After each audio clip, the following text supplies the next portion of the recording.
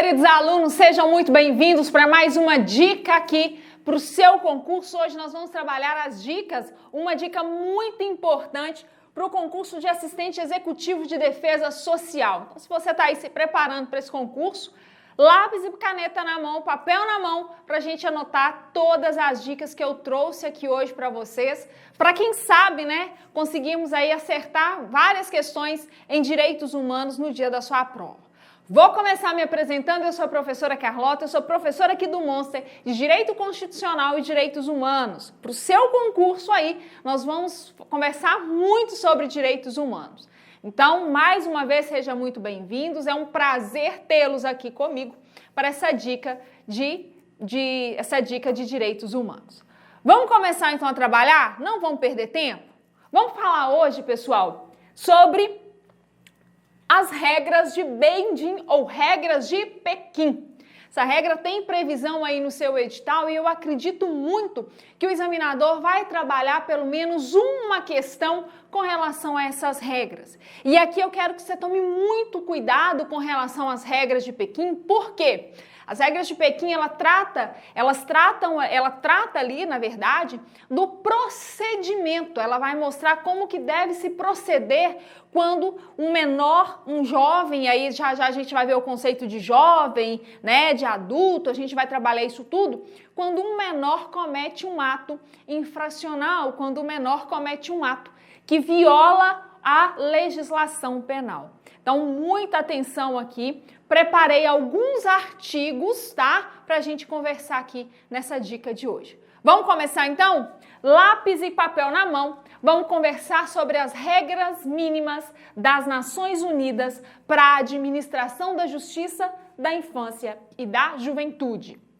As chamadas regras de Pequim.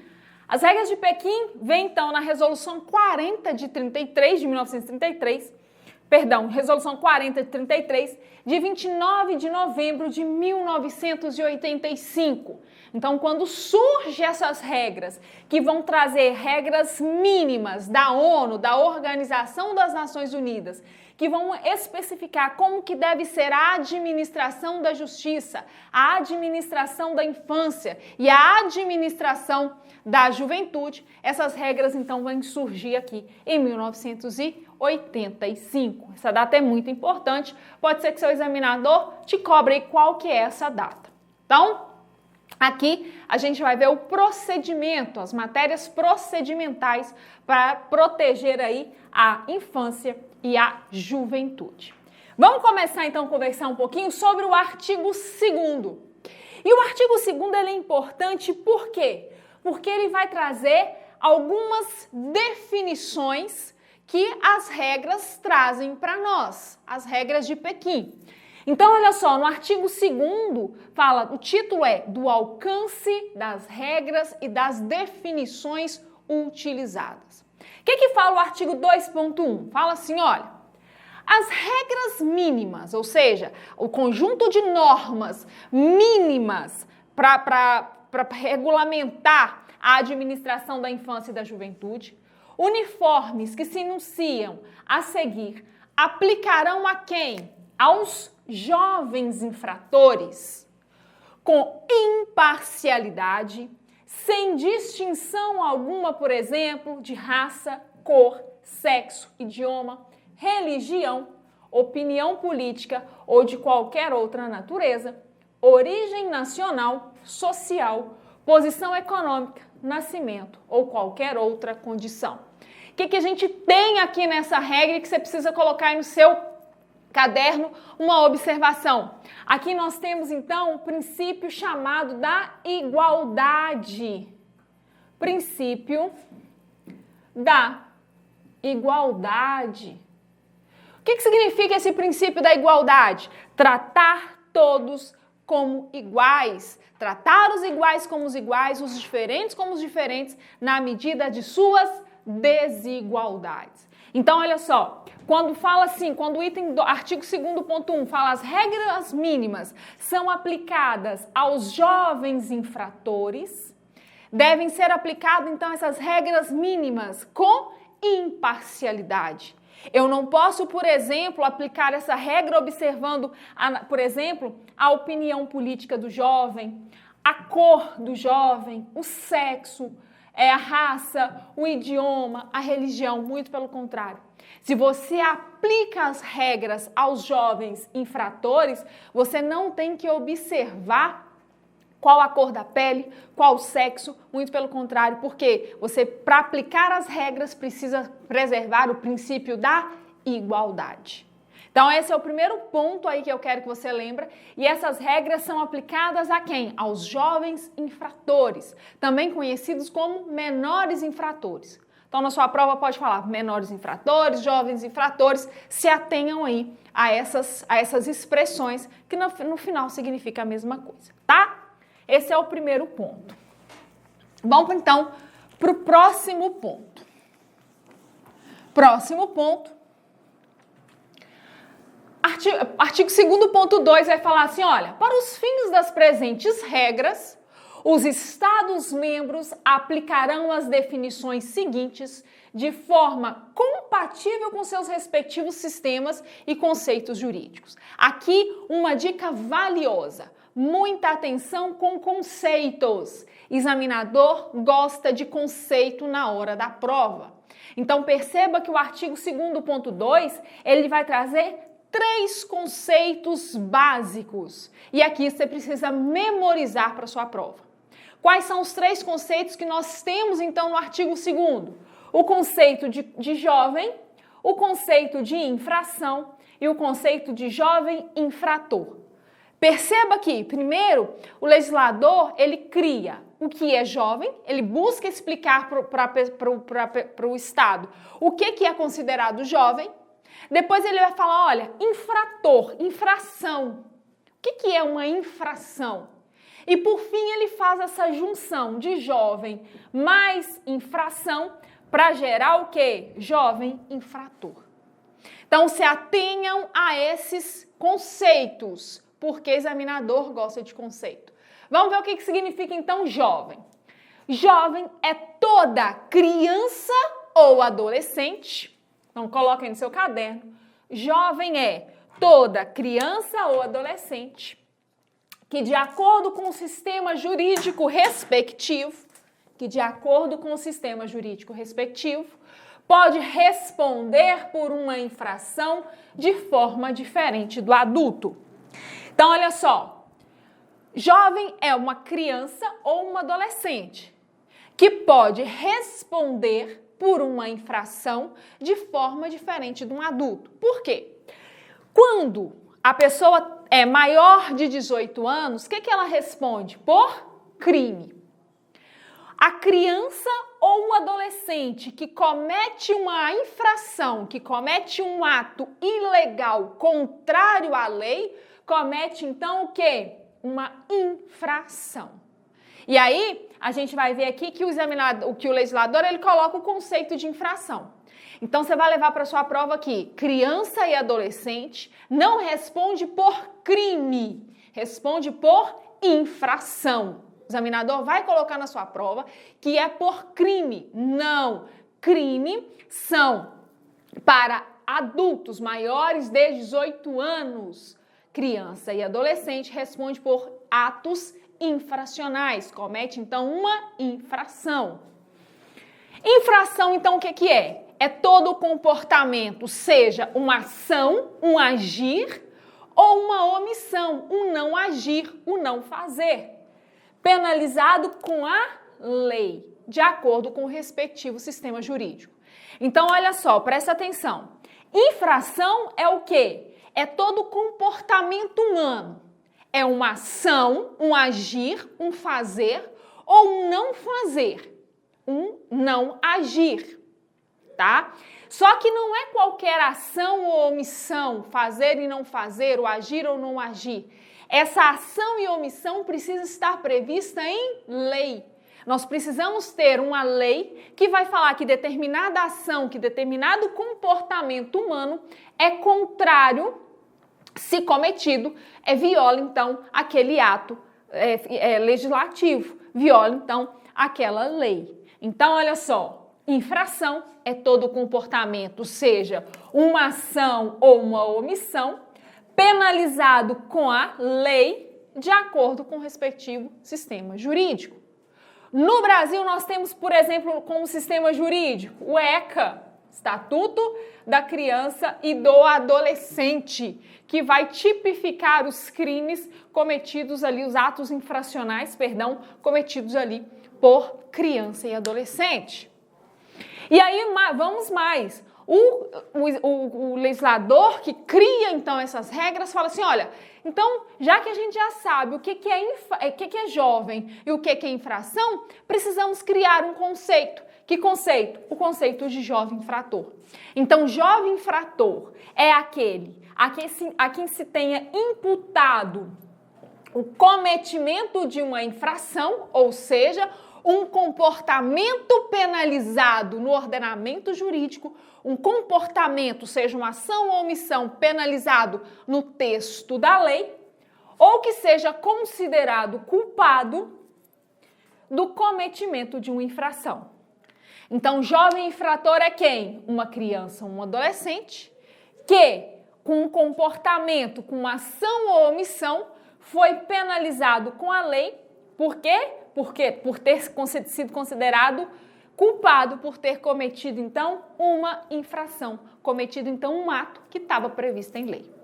Conseguiram entender isso, pessoal? A diferença, então, de jovem infrator e jovem infrator, na verdade, o legislador, ele une os dois conceitos para formar um conceito. Entenderam isso? Acredito muito em uma questão de prova falando sobre esses conceitos, tá? Posso estar enganada, mas quem sabe eu acerto essa questão aí, gabarito essa questão aí com vocês na nossa dica para o nosso canal do Monster.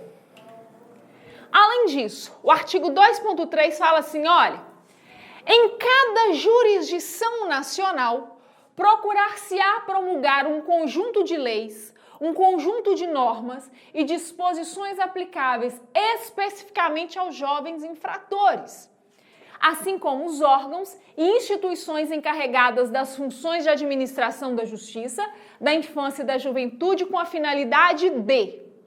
Então, o que o artigo 2.3 está falando? Olha, os estados partes precisam criar, então, os países que aderirem, então, a essa convenção, precisam criar leis, precisam criar normas, precisam criar disposições que são aplicáveis aos jovens infratores, sejam através dos órgãos ou de instituições que são encarregadas por essas funções de administração da justiça, da infância e da juventude. Então, por exemplo, aqui no Brasil nós temos, quais são as leis que nós temos? Nós temos, então, o ECA, o Estatuto da Criança e do Adolescente. O Estatuto da Criança e do Adolescente vai regulamentar tanto na esfera criminal, na esfera penal, quanto na esfera civil do jovem e do adolescente. E quem vai cumprir essa função de aplicar? Os órgãos. Os órgãos, quais são os órgãos? Os órgãos que vão fazer a função de administrar a justiça da infância e da juventude. Então, por exemplo, no Poder Judiciário nós temos a Vara da Infância e da Juventude. Nós temos o Ministério Público que cuida da infância e da juventude. Nós temos você, daqui a pouco, aprovado no concurso público, que vai estar ali trabalhando diretamente com esses jovens, com esses adolescentes, né, com essa criança e com esse adolescente que cometeu um ato, uma ação ou omissão, um comportamento que infringiu o texto legal. Então, isso tudo o próprio artigo 2.3 traz para a gente. Olha, o Estado parte, no caso o Brasil, precisa criar normas, precisam criar leis que vão ser aplicadas por órgãos competentes, por instituições competentes, para quê? Para buscar, então, a função da administração da justiça, da infância e da juventude. E aí, com qual finalidade que vai ser criado isso? Qual é a finalidade de ter esses órgãos que vão aplicar essas legislações? Com a finalidade de satisfazer as diversas necessidades dos jovens infratores e, ao mesmo tempo, proteger os seus direitos básicos. Lembre-se aqui que nós estamos trabalhando direitos humanos. Se a gente aplica direitos humanos para os adultos, né, para vocês adultos aí, por que nós deveríamos, então, não aplicar para a criança e o adolescente? Então, não pense aqui que essas normas não têm relação com os direitos humanos. Tem, tanto é que a gente estuda ela em direitos humanos. A diferença aqui é que essas normas buscam a forma de administrar a aplicação dos direitos humanos na forma administrativa. Então, qual que é a finalidade desses órgãos aqui? Isso pode aparecer na sua prova, presta muita atenção. Qual a finalidade dos órgãos que vão buscar proteger a criança ou adolescente e aplicar o texto da lei? Satisfazer as diversas necessidades dos jovens infratores e, ao mesmo tempo, proteger os seus direitos básicos. Então, protege os jovens infratores, protege os direitos básicos e garante a proteção das necessidades deles. Próxima finalidade, satisfazer as necessidades da sociedade. Esses órgãos não simplesmente vão atuar pura e simplesmente como proteção da criança e do adolescente, muito pelo contrário. Eles vão buscar proteger as crianças e os adolescentes, buscar ali mecanismos para recuperá-los, para logo em seguida inseri-los no contexto social, na sociedade, mas ao mesmo tempo, olha, tem que satisfazer as necessidades da sociedade. Então, a vara da infância e da juventude vai buscar o quê? Não só corrigir o menor infrator, mas também satisfazer as necessidades da sociedade. E aplicar cabalmente e com justiça as regras que se enunciam a seguir. Quais serão essas regras, então, que precisam ser aplicadas aqui? Vamos ver. Responsabilidade penal. Então, presta atenção aqui, olha. Aplicar cabalmente com justiça as regras que se enunciam a seguir. Quais são as regras? Essas regras que a partir de agora estudamos. Então, artigo 3º, artigo 4º, artigo 5º. Então, esses órgãos de proteção vão aplicar as normas que estão aí previstas, as regras que estão previstas nessas regras de Pequim. Tá? Muito bem, falei então do artigo 2.3, vou partir para o artigo 4º. Aqui no artigo 4º, a gente vai trabalhar a ideia de responsabilidade penal. E aqui, pessoal, para você que está chegando agora, é uma aula de dicas. Não é uma aula que a gente está estudando todas as regras de Pequim. Não, estamos estudando dicas e resolvi então pegar artigos pontuais para que você relembre aí, que você estude e relembre aí se você já estudou esse ponto, tá? A responsabilidade penal nas regras de Pequim fala o quê? Olha só.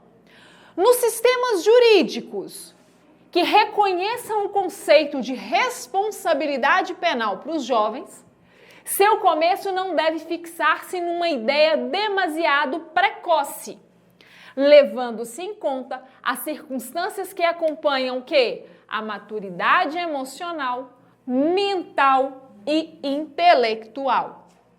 O que isso significa? Olha, vamos aplicar a responsabilidade penal menor infrator? Vamos. Mas de qualquer forma, não. Para aplicar a responsabilidade penal, para aplicar então um sistema jurídico, as penas, né, as medidas de segurança, vai ter que se observar o quê? A maturidade emocional daquele menor infrator, daquela criança ou daquele adolescente.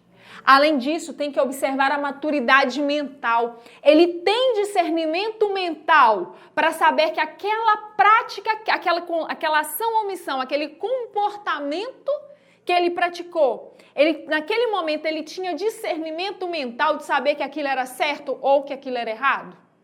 Isso tudo precisa ser analisado. E também maturidade intelectual. Ele tem conhecimento que se, por exemplo, eu tô andando na rua, ele pega a minha bolsa, né, furta a minha bolsa e sai correndo. Ele tinha conhecimento intelectual que aquilo era crime. Então, isso tudo precisa ser analisado quando se aplica a responsabilidade penal. Então, mais uma vez, muita atenção nesse artigo 4º, porque ele fala assim, olha, nos sistemas jurídicos que reconheçam o conceito de responsabilidade penal para o jovem, seu começo não deverá fixar-se numa ideia demasiada precoce. Uma ideia de é infrator, vamos aplicar. Não. Precisa ser observado o quê? Levando-se em conta as circunstâncias que acompanham a maturidade emocional, a maturidade mental e a maturidade intelectual.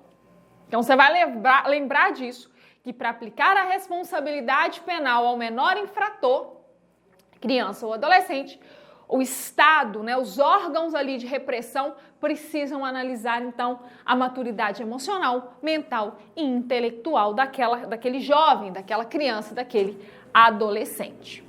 Tá? Esse é o artigo 4º. Artigo 5º, Objetivos da Justiça da Infância e da Juventude.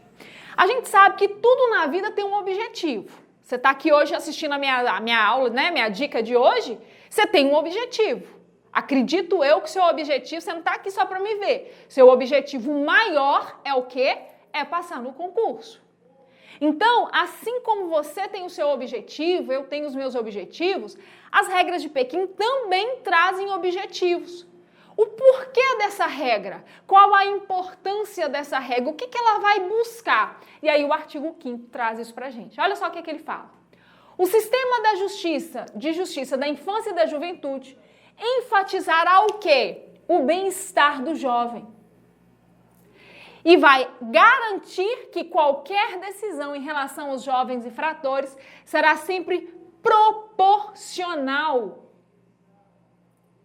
Será sempre proporcional às circunstâncias do infrator e da infração.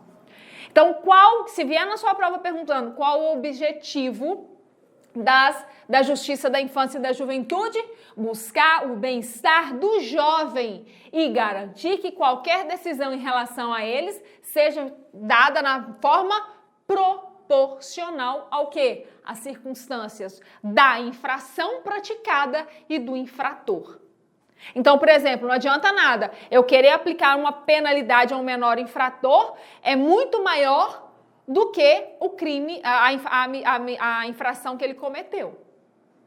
Tá? Então, presta atenção nesses objetivos. Vier na sua prova, qual que é o objetivo da Justiça da Infância e da Juventude? Buscar o bem-estar do jovem, aplicando então as penalidades, aplicando então as medidas protetivas de forma proporcional às circunstâncias do infrator e às circunstâncias da infração. Esse é o objetivo, marca aí o artigo 5º. Ele é muito importante para a sua prova. Então, o artigo 5º está aí para você. Passamos então para o artigo 7º. O artigo 7º, ele vai falar de quê, pessoal? Dos direitos dos jovens. Todos nós temos direitos. Obviamente que com direito vem os deveres. Mas aqui nas regras de Pequim, vamos estudar quais são os direitos dos jovens, porque estamos tratando dessas regras que vão buscar administrar o conceito, né, a organização, o funcionamento da vara da infância e da juventude, da administração da justiça da infância e da juventude. Então, quais são os deveres, os direitos dos jovens aqui? Primeira coisa, respeitar-se-ão as garantias processuais básicas em todas as etapas do processo. Então, o menor infrator, ele vai ter sim um processo, não igual ao crime, né? A um adulto, maior de 18 anos, que pratica lá um crime. Mas aqui ele terá um processo, ele praticou um ato infracional, né? Então, ele vai precisar ali passar por um processo, por alguns procedimentos para mostrar que se ele é culpado ou se ele é inocente do cometimento daquela infração. Então vai ser garantida o quê? Todas as garantias processuais básicas.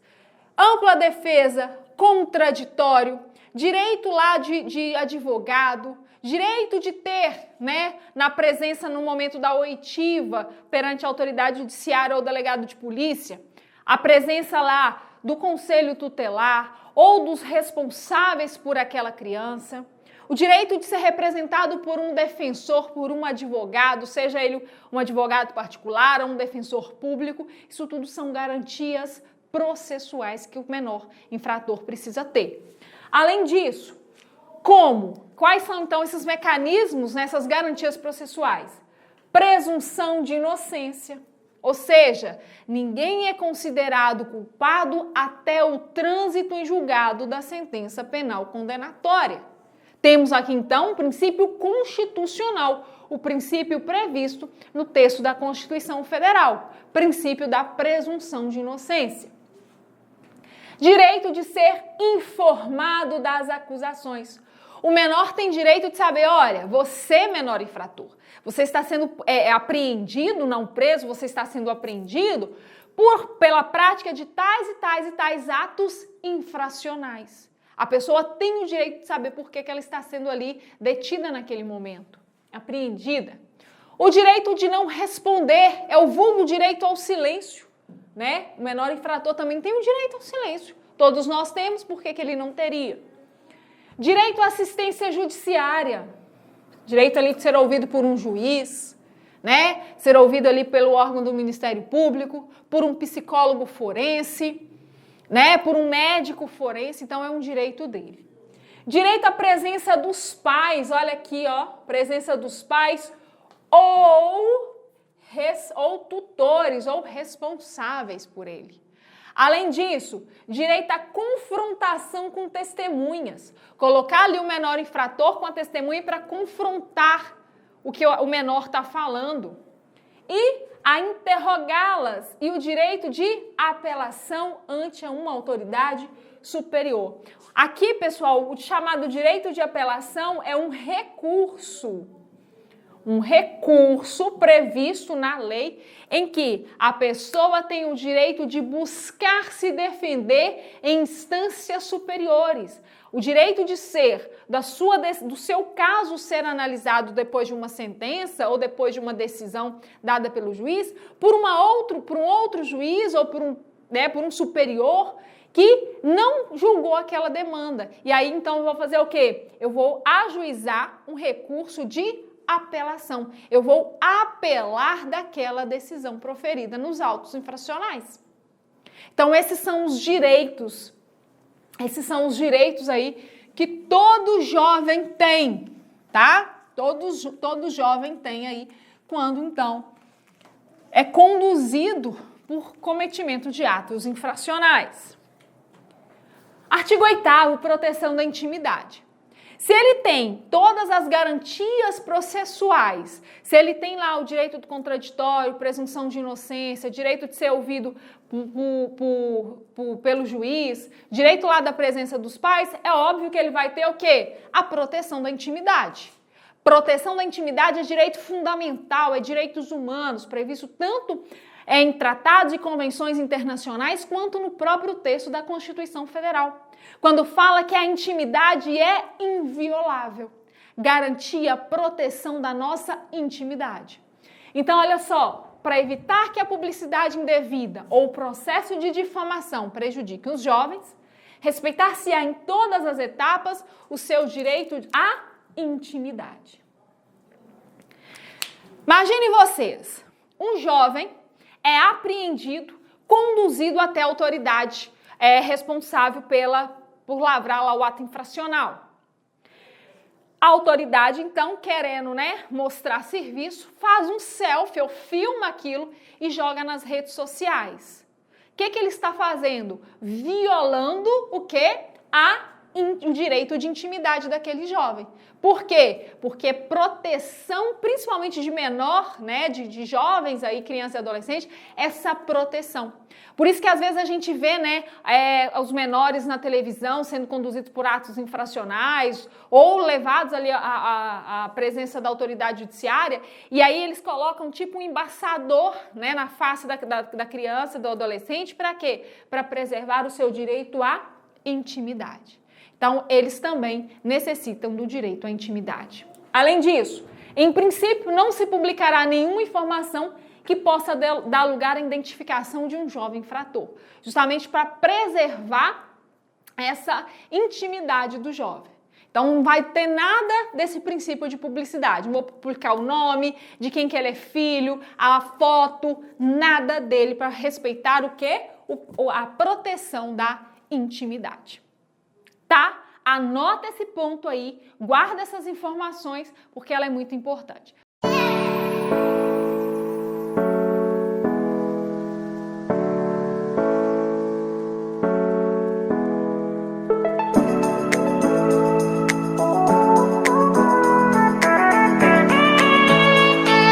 aí galera, tudo bom com vocês? Meu nome é Gabriel Santos, sou daqui de Águas Formosa, sou policial penal, fui um dos primeiros alunos do Davi, do Monster, lá no começo, quando tudo começou.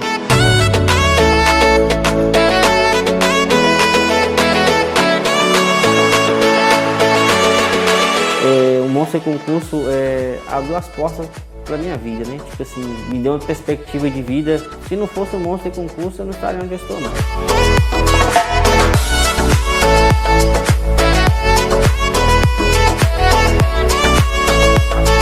Assim, devo muito, né, à equipe, porque igual eu não sabia nada, não tinha conhecimento nenhum de direito. Claro que tem a minha dedicação, mas se não fosse por eles, eu hoje não estaria aqui. E é um sonho estar aqui, fico muito feliz, honrado. No estudo fiz muitos amigos nessa caminhada toda aí, né, com os professores, né, com a equipe.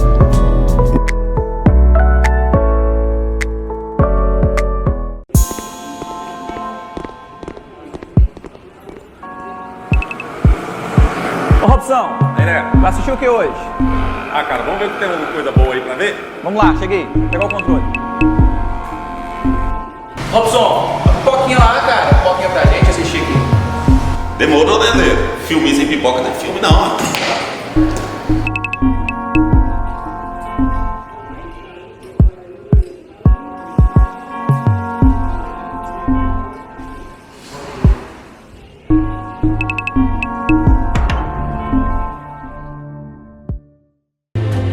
There's no doubt our attractions will drive kids out of their minds. We're gonna make a fortune with this place. Calma, calma, Robson. Isso não é o que você está pensando. Isso é a maior plataforma gratuita para concurso público do Brasil, Monsterflix, meu querido. É isso mesmo, Thaleson Faleiro. Sem anuidade, sem mensalidade. Simples assim e de graça, moleque. Olha, é só acessar www.monsterflix.com.br, cara. Vamos lá. Olá, Robson. Bem melhor que futebol. Aulas gratuitas, atualizadas, com os melhores professores do Brasil e ainda mais. Tudo de graça, filho, gratuito.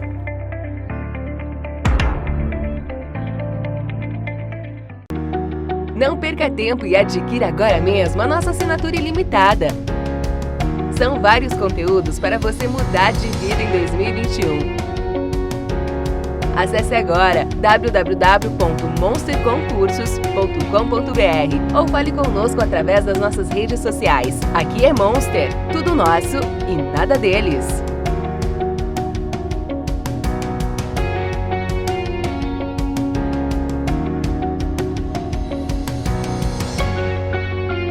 Então vamos lá, pessoal, vamos continuar aqui então com a nossa dica, né, para o seu concurso. Investigação e processamento é uma outra dica que eu trouxe aqui para vocês, né? Trabalhando todo aí as regras de Pequim. Essa dica agora, a gente trabalha um ponto dentro dessa dica, melhor dizendo, que vai falar sobre a investigação e o processamento. O que é essa investigação e processamento? É um capítulo que tem dentro das regras de Pequim. E esse capítulo vai falar sobre como que deve ser investigado o ato infracional praticado por uma criança ou uma adolescente e como deve ser o processamento, o processo, o procedimento até o final para chegar a uma sentença.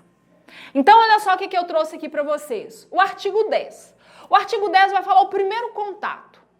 Então, a autoridade policial, os órgãos lá de proteção à criança e adolescente, tem lá o primeiro contato com essa criança ou com esse adolescente. O que elas vão fazer? O que eles vão fazer? As regras de Pequim nos falam. Olha só, sempre que um jovem for apreendido, ou seja, preso, né? E aí a gente não pode usar essa terminologia, essa expressão preso para menor infrator, então é apreendido, vou apreendê-lo, tá? Só fazendo uma analogia, porque quando é maior você pode prender, aqui é apreender. a apreensão será notificada imediatamente aos pais e ao tutor. E quando não for possível tal notificação imediata, será notificada aos pais ou tutor no mais breve prazo razoável. Então, olha só. A autoridade policial apreendeu o menor infrator, ou as autoridades lá que vão ajudar a vara da infância e da juventude. Apreendeu o menor infrator. Vai fazer o quê? Vai levar para casa? Não. Vai fazer a comunicação imediata para quem? Para os pais ou pro tutor. Ah, professora, mas se eu não acho o pai ou se eu não acho o tutor, o que eu vou fazer com essa criança? Vou apresentar para o juiz? Você vai apresentar para o juiz. Mas o que você vai fazer? Se não for possível essa comunicação imediata para os pais ou para o tutor, você deve fazer o mais breve possível. O mais breve prazo possível. Ou seja, ligou, não conseguiu falar com o pai ou com o tutor do menor, o que você vai fazer? Vai até a casa dele. Não conseguiu, você não vai voltar para casa, cruzar os braços e esperar o dia que eles vão te procurar, não. Muito pelo contrário. Você tem que tentar fazer esse contato o mais breve prazo possível. Quanto antes, melhor. Então, esse é o primeiro passo, primeiro contato, né? Apreender o jovem, vai fazer o quê? Comunicar imediatamente ao pai ou responsável sobre a apreensão. Professora, não encontrei os pais, os responsáveis pela criança, o que eu vou fazer? Vai continuar tentando o mais rápido possível fazer a comunicação. E aí essa comunicação pode ser via contato telefônico, ir até a residência do menor, tentar lá, por todos os meios, entrar em contato com esses pais responsáveis. A lei aqui no primeiro contato não fala a forma como vai ser o contato. Então entende-se que será o quê? É uma norma aberta, pode ser por qualquer forma, desde que você consiga depois comprovar que você fez esse contato, tá? Então, o primeiro contato, artigo 10.1. Artigo 10.1. Artigo 10.2. O juiz, funcionário ou organismo competentes examinarão sem demora a possibilidade de pôr o jovem em liberdade. Então, fez a apreensão, comunicou ao pai ou responsável que o menor está apreendido. Vai conduzir, então, para quem? Para o juiz, ou para o funcionário, ou para o organismo competente. Por exemplo, a vara da infância e da juventude. E aí, esses responsáveis, então, vão examinar de imediato a possibilidade de colocar esse jovem em liberdade. Posso colocar esse jovem em liberdade? Ele preenche os requisitos, por exemplo, que o Estatuto da Criança e do Adolescente prevê? Se sim, coloca imediatamente em liberdade. Se não, ele vai continuar apreendido. Esse é o primeiro ponto. Os contatos entre os órgãos encarregados de fazer cumprir a lei e o jovem infrator serão estabelecidos de modo que, respeitada a sua condição jurídica, promova-se o seu bem-estar e evite-se que sofra dano, resguardando-se devidamente as circunstâncias do caso. O que é isso aqui, pessoal? A proteção de quem? Do menor. Então, olha só, eu apreendi. Fiz o quê? Depois da apreensão, conduzi, liguei para os pais, né? Só consertar aqui. Proteção do menor. Fiz a apreensão do menor, comuniquei os pais ou responsáveis sobre a apreensão. Não consegui fazer, vou tentar fazer o mais breve possível.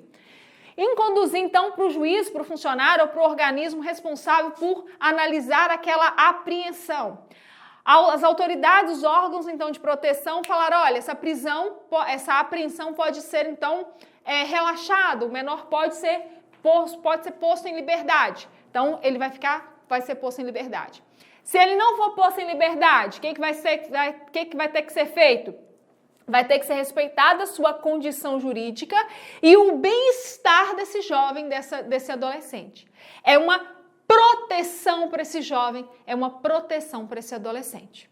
Então aqui a gente vê claramente a proteção do menor, a gente vê a garantia dos direitos fundamentais, a gente vê a garantia dos direitos fundamentais no momento dessa apreensão. Então esse é um ponto muito importante, tá? O que você vai precisar lembrar aí? Quando apreende o jovem, para quem que você vai ligar primeiro? Depois que você ligou, que você entrou em contato, para quem que você vai encaminhar esse jovem? Juiz, funcionário ou organismo competente. Cuidado, porque sua prova pode colocar que é só para o juiz. Não, você pode aprender e conduzir, por exemplo, para a psicóloga do fórum. Você pode conduzir, então, por exemplo, para o Ministério Público, para o delegado de polícia. Você pode conduzir para o Conselho Tutelar. Então, são órgãos aí, são organismos que vão examinar aí essa apreensão, tá? Esse é também um artigo muito importante. Artigo 5º. O artigo 5º vai falar da assistência judiciária e dos direitos dos pais e dos tutores. Então, perceba só. Foi feita, então, a apreensão do menor. Ele foi conduzido, então, para as autoridades, para os organismos responsáveis por examinar aquela prisão. Além disso, foi dado todas as garantias, todos os direitos para que a intimidade dele não fosse violada, toda a proteção para aquele jovem, para aquele infrator. E agora vem uma parte muito importante, que é a questão da assistência judiciária. A assistência judiciária, o menor, então, ele tem direito de se defender em juízo, de se defender frente às autoridades judiciárias. Para isso, ele, então, vai ter uma assistência judiciária. E aí, o artigo 15.1 fala assim, olha, o jovem, ele tem direito de se fazer representar por um advogado durante todo o processo, ou então solicitar o quê? Uma assistência judiciária gratuita, quando previsto na lei do país. Pode ser que o menor infrator, o jovem infrator, ele não tenha condições de pagar ali um advogado. Ele vai ficar sem a defesa? Não. Por quê? Porque o Estado tem mecanismos que vão garantir essa proteção, que vão garantir o direito da ampla defesa e do contraditório, através da assistência judiciária, através, por exemplo, da defensoria pública. Nos estados do país onde não tenha, por exemplo, defensoria pública, o juiz pode nomear um advogado para fazer a defesa daquele jovem. Se, por exemplo, nenhum advogado quiser ou se recusar a fazer aquela defesa, aí o Ministério, enquanto fiscal da lei, fiscal do menor, ele pode atuar na defesa daquele menor infrator. Então, de forma alguma, esse menor, esse jovem infrator, pode ficar sem proteção. É feito, aí o artigo me falou, não, é feito por um advogado durante todo o processo, ou o menor, através lá de seus representantes, pode solicitar uma assistência judiciária. Tudo isso com garantia constitucional. Além disso, os pais ou tutores terão direito de participar dos procedimentos e a autoridade competente poderá requerer sua presença no interesse do jovem. Pode ser que os pais falem assim, olha, eu quero acompanhar o meu filho, por exemplo, na oitiva, quando ele for ouvido pelo juiz. O pai pode? Pode. Aqui, ó, é direito de participar dos procedimentos. Todo procedimento que o menor infrator participe, esteja ali participando, os representantes, o pai ou o tutor, têm o direito de participar de forma ativa, tá? Não obstante, a autoridade competente poderá negar a participação se existirem motivos para presumir que a exclusão é necessária aos interesses do jovem. Então, presta atenção aqui, nós temos uma regra e nós temos uma exceção.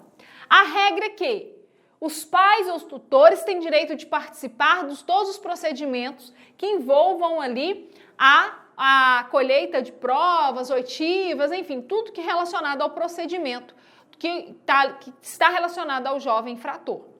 No entanto, se o pai quiser participar, mas a autoridade judiciária ou a autoridade policial perceber que o pai vai tumultuar ou que o pai vai prejudicar o andamento daquele procedimento, aí então a autoridade competente poderá negar a presença dos pais.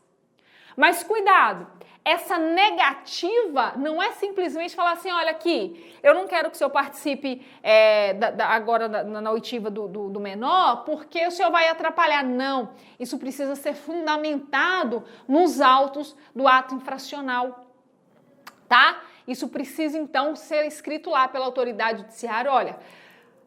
se for num processo, né, na ata lá de audiência, deixei de deixar é engraçado, né? Fica bem esquisito, né?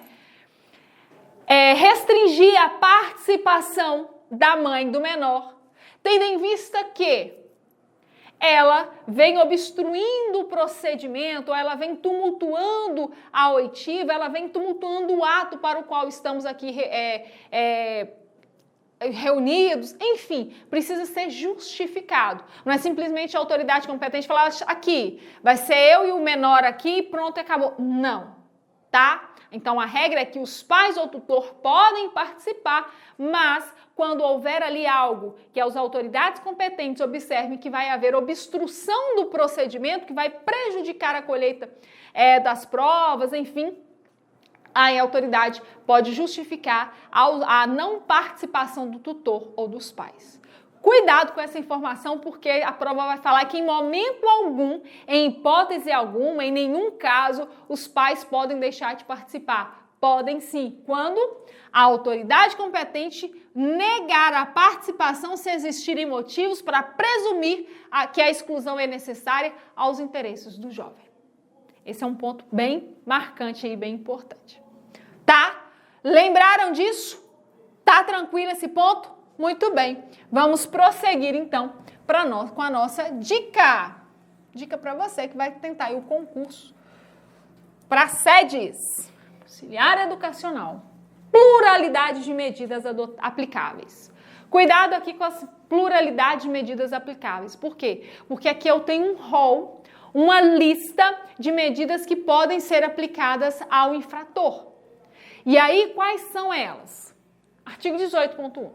Uma ampla variedade de medidas devem estar à disposição da autoridade competente, ou seja, a autoridade que está ali com o menor vai ter um leque, vai ter uma mão cheia, né? Eu brinco, vai ter uma mão cheia de medidas para aplicar ao menor infrator, permitindo a flexibilização e evitando ao máximo a institucionalização. Então, isso significa que, se, por exemplo, o juiz, ele tem lá diversas medidas que ele pode aplicar para o jovem, ele pode flexibilizar aquelas medidas que vai ser passada para aqueles jovens. E quais são essas medidas? O artigo 18.1 fala, olha, determinação de assistência, orientação e supervisão. Então, o juiz pode falar, olha, o jovem, né, a criança, vai ficar sob supervisão do conselho tutelar, sobre orientação dos pais. Então, são medidas aí que podem ser adotadas. Assistência, orientação e supervisão. Além disso, a chamada liberdade assistida. A criança ela vai ser assistida ali por responsáveis, né, legais para conduzi-la para que ela busque ali se adequar ao contexto social, buscar então a sua ressocialização. É a chamada liberdade assistida. E aí, mensalmente, quinzenalmente, essa pessoa que vai fazer esse acompanhamento, vai assistir esse jovem, essa criança, precisa fazer um relatório e encaminhar à autoridade judiciária. Tá? Geralmente acontece com o pessoal do conselho tutelar, né? Os conselhos tutelares no Brasil têm essa função de acompanhar aquela família, acompanhar aquele menor infrator e depois fazer um relatório encaminhando à autoridade judiciária.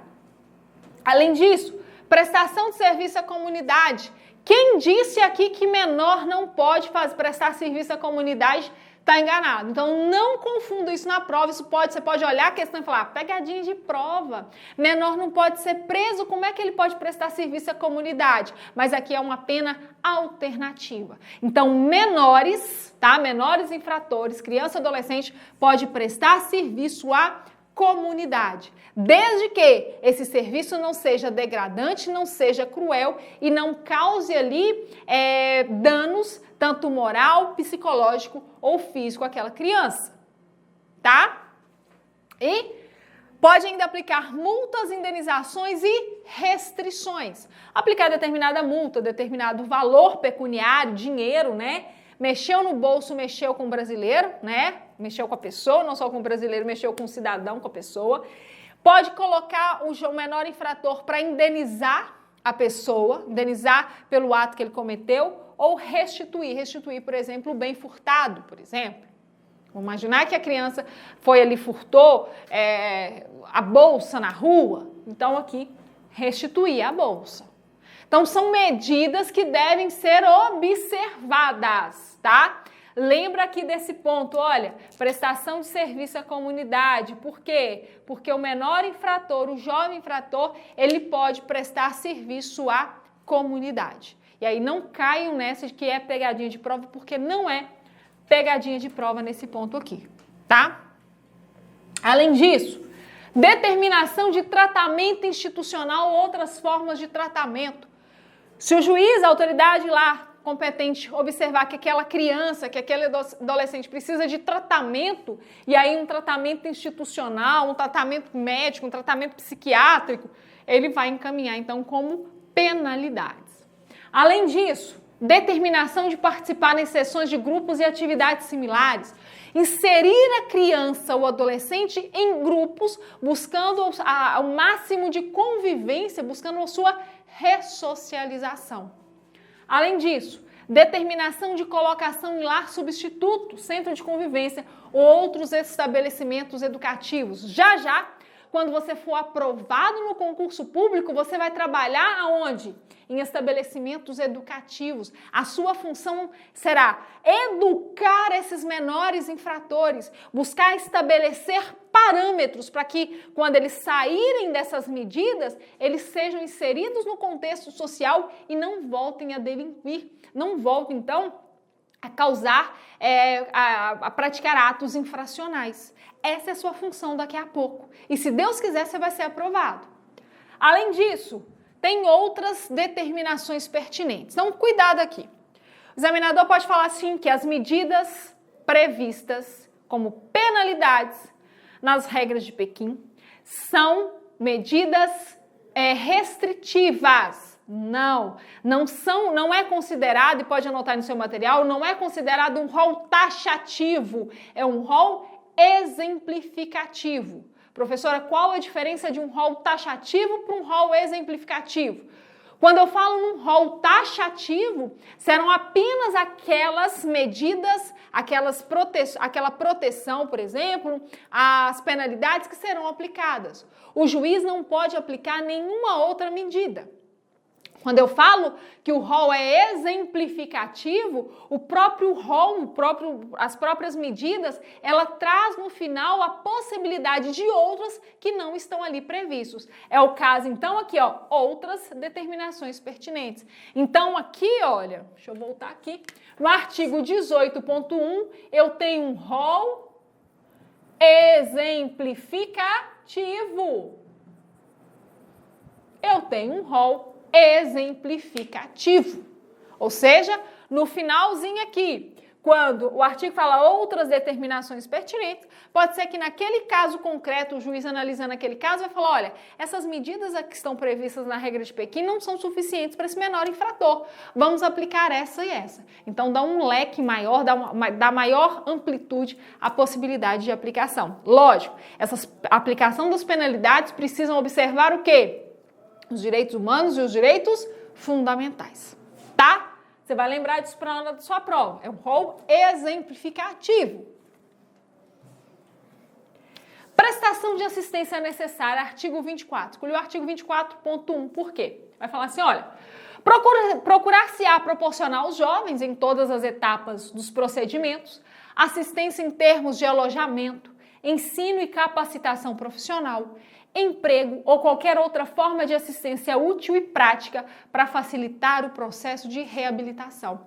Esse artigo 24.1 vai falar, olha, vamos dar toda a proteção para o menor, vamos buscar o quê? Alojamento, vamos buscar ensinar educação, ensino para ele, capacitá-lo profissionalmente, né? Fazer um curso técnico, reinseri-lo no mercado, dar para ele um emprego ou uma outra forma de assistência útil para quê? Para que depois ele possa ser reabilitado. E quando esse menor ele é reabilitado, logo em seguida ele é inserido na sociedade e aí ele vai então praticar ali tudo que ele aprendeu com relação a ensino, a capacitação profissional. Já você vai estar trabalhando nesse ponto, capacitando esses menores infratores para quê? Para que eles sejam reabilitados e logo em seguida reinseridos na sociedade. Não esqueça disso, isso é muito importante para sua prova aí com relação então à prestação de assistência necessária. E assim então eu finalizo a nossa dica para a sua prova. Eu espero que você tenha aí anotado esses principais artigos. Isso não significa que vai cair só esses artigos ou que vai cair esses artigos, mas aqui nosso tempo ele é muito curto e eu precisava então escolher alguns artigos para vocês. E aí acabei escolhendo esses das regras de Pequim. Eu espero muito que você tenha gostado, eu espero que você esteja aí se preparando para o grande dia, para o grande dia da sua aprovação. Você sabe que você pode contar aqui conosco, né? Com a equipe Monster, estamos aqui para ajudá-los rumo à sua aprovação. Então, espero que você tenha gostado da aula. Sem contar que no nosso canal tá cheio de dicas para o seu concurso, não só da minha disciplina, como da disciplina de outros professores. Para você que adquiriu o curso, temos lá aulas fantásticas para sua aprovação. Se você ainda não adquiriu e quer adquirir, vai lá, adquire o nosso curso. Tenho certeza que você vai gostar bastante e vai se preparar num dos melhores cursos para a sua aprovação.